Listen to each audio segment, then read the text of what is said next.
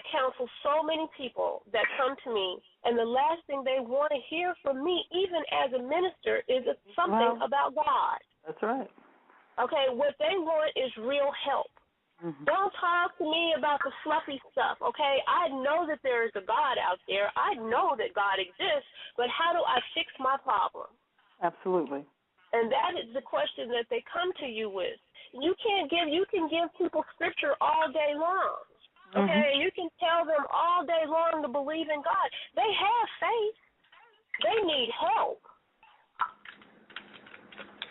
And there is a big, big difference in telling somebody, "Oh, believe in God," and actually giving them a blanket. You have to get into a place where you can empower people from a standpoint of letting them know you're born with everything that you need in order to step up past whatever it is that you're going through, if it's from domestic violence to having a financial issue, to being homeless. I've been there. I know. I didn't have a spiritual background at that point. I didn't know what that was. I didn't know nothing about prayer. All I knew is that I needed to be able to live, and that there had to be something bigger than what I was going through at that particular point in time. Do you think if you had been on a different path that maybe was easier, or felt like it was more cushy, or you weren't given the same kind of challenges that you were, do you think that you still would have found your way to where you are today? There's really no such thing as a cushy experience, because every single person on this planet is going through something, okay? And that's because the trials and the tribulations that we go through are designed to take us into a higher level of realization of who we really are, okay? So maybe my trial might not be as huge as another person's trial when you look at it from a relative sense.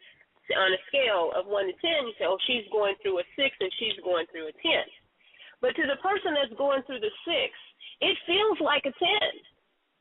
It does not feel any different to the person that is going through a level 6 problem than it does to the person that's going through a level 10 problem, because the person that is going through the level 6 problem is suffering just as much as the person that's going through the level 10. So there is no such thing as cushy, because we're all going through a mental healing process to step up into the realization of who we are as a spiritual being having a human experience.